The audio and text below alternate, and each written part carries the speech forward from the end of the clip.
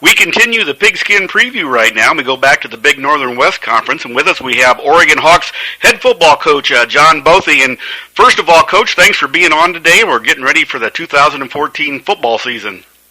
You're welcome. You know, you look back at last year, I guess you would call that a bounce-back season for you guys at Oregon. Year before you went like 2-7. Last year you finished a regular season at 6-4 and got back to the playoffs, so that was a pretty good turnaround. It was. It was very encouraging because we had a rough year in 2012 and lost some close games. So to bounce back in 2013 and win those close games and qualify for the playoffs was very important to our program. And it shows a lot of character in your kids too, doesn't it? That they just didn't say, "Well, that's terrible. We're not going to be able to do it," but they came back and had a great year. They really did. Yeah, I thought perseverance was probably our greatest trait because several of our games were within a score, and I think we won. 3 or 4 of our games at least were one-touchdown games that could have went either way. Unfortunately, we were able to come away with those victories, where it kind of seemed like the year before, those games went the other way. And when you look at this year's team, did you lose some kids that you had that made that bounce-back season possible, that you had to count on some new kids this year? Are we in a new process, or are you pretty well set as you start the 2014 season? Well, it's a mix. We lost a very good senior group. I believe we had about 14 seniors last year that put a lot into it, and had really dedicated themselves, and bouncing back for them was very important. But fortunately, we have a group of juniors, and they're seniors now, that last year's juniors were able to get some experience. 3 or 4 of them started on each side of the ball, and then a lot of the other seniors that are coming back from last year got some valuable experience, either rotating in at a position or working on special teams. So fortunately, we have some experience coming back. But then, there's always a rebuild. I mean, if you're bringing back 3 or 4 starters, that means you lost 6 or 7. So, it's going to be important for some of the seniors that we have coming back to step up, and also for the new junior crop, for them, for some of them to be ready for varsity action right away.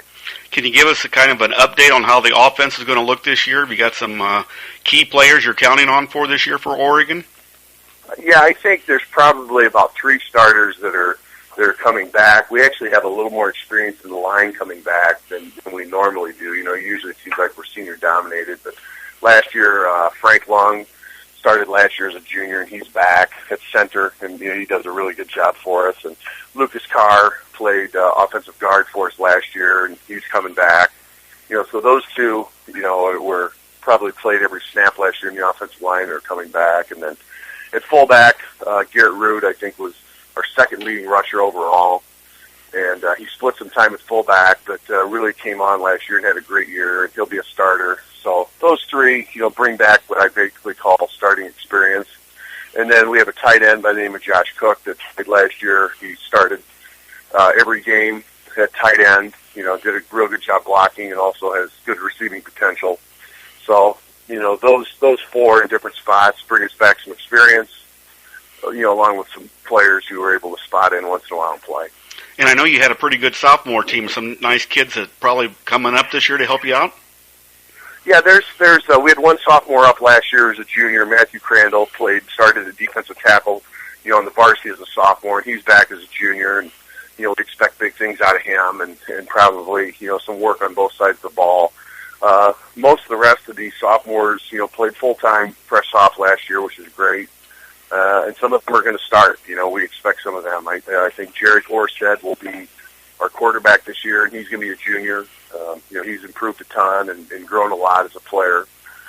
There's a couple others that, even though they didn't play varsity last year, sophomores, at the end of the year, they helped us out on special teams, and I think they'll be able to step into roles.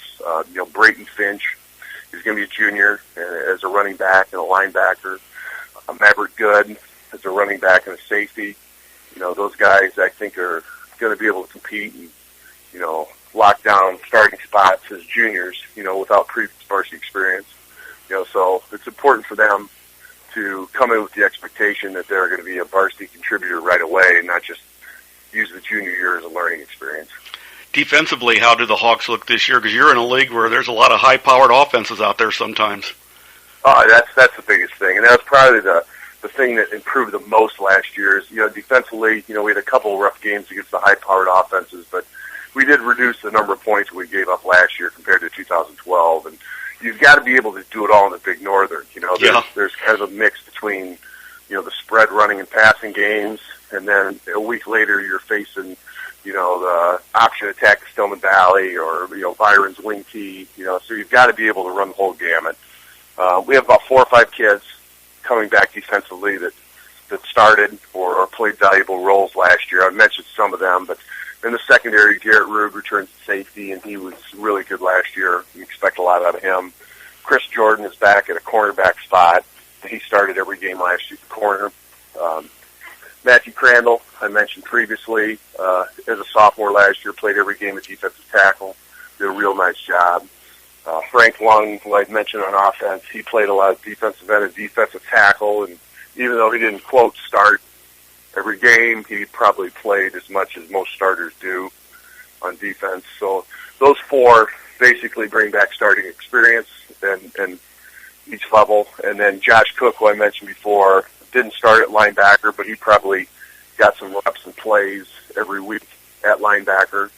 And when you see, even though they don't start as a junior, if they're able to get some experience rotating in, they come back, like they were a starter. They're able to kind of pick up, at kind of varsity starter level, and that's what we need right away.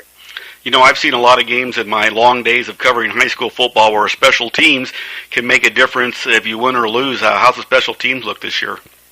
Well, that's always the biggest concern when numbers are an issue, and I'm sure that as you do your interviews and previews, you see a lot of schools that are talking about lower numbers than that, and we're in that same boat. So what I've noticed over the years is if depth is a concern, you really got to be careful on special teams. So that's going to be a huge emphasis for us. As far as like long snapper, we're in very good shape. The big thing we need to do is find, we've got a couple kids with good kicking and punting potential, and hopefully they can come through as they get in the game experience. And if they can do that, that'll be helpful. But the biggest thing we need to emphasize is our coverage teams, our kickoff coverage, and our punt coverage. And I think we have good players to do that.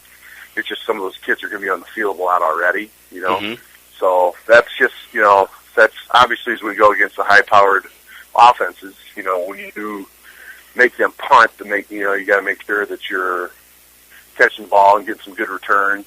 And when you're kicking to some of the athletes that we're kicking to in the Big Northern, you got to make sure we have great coverage. So that's definitely an area, that as we start practice, we're going to be putting a lot of emphasis into. And, I get to talk to a lot of the bigger schools, in the Nick 10 and stuff. They're able to two-platoon. I don't think people realize that a small school like Oregon, and you say with the numbers down, you got kids going both ways and playing special teams. So the getting ready for the season factor, the conditioning is a big part of your program there, I bet. It is. You got to get kids ready to go shape-wise, make sure that they report in shape and the first couple weeks of practice. But, I think that's a strategy in smaller schools, 3A and below, where you've got kids going both ways, is how you utilize your kids, because a lot of times you have a kid who's the best at his position in offense and defense. It's hard to get him off the field. You've got to find a way to do it. And then special teams, you've always got to make a decision. Okay, this kid would be my best special teams player, but I can't get him off the field. Who can I bring in to do a good job? And that's where players who aren't starting, need to become basically full-time special team players. And we tell a kid, if you are starting on 2 special teams, you're as valuable as a starter for us. So that's the game that, all the places, the Upstate Conference, a lot of Big Northern teams, in those conferences they're doing, and I'm sure even bigger schools, as injuries hit, you've got to, that's more important than what plays you run or what defense you run, is how you use your personnel. You talk about the Big Northern West, and you guys get ready for the playoff basically from the first game of the season all the way through, because every win's a big deal. You got to get those wins in. It's going to be tough again this year, I think, too, Coach. Yeah, well, I think the last 2 years, 2012 and 2013, the balance in the Big Northern, the Big Northern West, and then with the teams we cross over from the East, the balance has been extraordinary. And, it takes you about a week or two to realize that there's no gimme. You're just trying to make sure that you're not the other team's gimme. So we know as we start, practice next week and start the games that, it's a marathon. And every week's going to be tough. You're trying to keep your people healthy. You got to be ready to go. If you have a bad week in the Big Northern, you're going to lose. You don't have a team that you can afford to have a bad game against and still survive that game. If you don't play well, you're going to lose, and that's all the way around. I expect that this year. And I noticed that you start out the season with the new Big Northern Conference member for at least 2 years, Johnsburg, to start the season. Correct, and we played them every year when they were originally in the Big Northern. I think from '98 to about 2005. But it's a whole different deal. You know, they've been gone since 2005. You know, they've had 2 or 3 coaches and coaching staffs in since then. So a little bit of a familiarity issue. I'm sure it goes both ways too. But we're not as familiar with them and what they're doing and their level of play as we were when we played them all the time. So that's a bigger school too. You know, I don't know where they're at number-wise. It's a bigger school. So, you know, that'll be an adjustment. We open with them the next 2 years and, you know, hopefully can compete with them and then move on. And then you got maybe look for some non-conference games with the way the changes are going. So that's going to be some work for people getting the schedule ready for in the couple of years. That's just something you don't even want to worry about right now, probably. Yeah, you can't because it's so up in the air. Yeah. I mean, and you know, those who follow the Northern, if you can keep up with it, you know, we're going to be 16 teams in 2 divisions for 2 years, and then after that, you know, going in, I believe it'd be 2016, we only have 11 Big Northern teams. Yeah. So, you know, with football, I mean, it's been much discussed, the conference setup and changes for football. You know, what are you going to do about it? You know, we have 11, what are you going to do? Yeah. You really can't be 2 divisions. You know, with 11, you can't do 2. With 11, it's harder to play 1 division. You know, are you, some people talk about trying to bring in another school to get to 12, but there's no lock there. There's nobody that's just sitting there as a viable Big Northern candidate that's dying to come in that fits in our conference. You know, that's the thing too, because we've let some teams in the conference these last few years, and then boom, they turned around and stopped. So yeah, it'll be interesting to see how that develops. That's for the higher ups than me. You know, over the next 2 years. And I'm not so sure I'd want to be in the Big Northern West with you guys if I'm an AD either. So that's the other part. Well, that's the thing is who's going to agree to do it. Yeah. You know, who's going to agree to come in that isn't a much larger school that we're going to let in. That's just there's our conference. The we have in our conference now are fifths geographically, and they're fifths usually enrollment wise. Mm-hmm. And as you know from your years of covering, the Big Northern's been a tremendously dynamic conference. Yes. I mean, I can name off. I mean, I remember the days of playing Huntley High School. Yeah. Well, Huntley's a school of probably 2,500 kids right now. Yep. You know, same thing with Hampshire. We used to play Hampshire year after year. You know, their school is 1,500 kids. So it's been a dynamic conference, and it continues to be.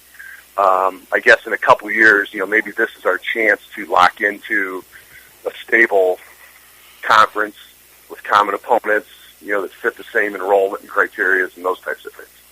Well, Coach, thanks so much for taking time. I always enjoy talking football, and this really gets me geared up, and we appreciate your time today. Yeah, well, thanks for your time also. We've been talking to Oregon head football coach John Bothe as they get ready for the Big Northern West football season. For the StatelineSportsHub.com, I'm Dave Schmidt.